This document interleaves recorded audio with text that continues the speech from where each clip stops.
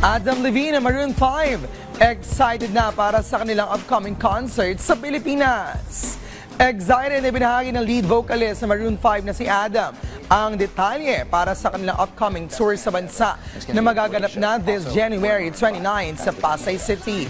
Sa isang video greeting na ibinahagi ng local concert organizer, ipinakita ni Levine kung gaano kahalaga sa kanila ang pag-perform sa Pilipinas. Inassure niya sa kanilang fans na ito ay magiging isang show na hindi malilimutan, hindi lamang para sa kanila, kundi para sa lahat ng kanilang fans. Samantala, isang linggo bago ang highly anticipated show na ito, may tickets pa rin na available sa iba't ibang ticket outlets sa buong bansa.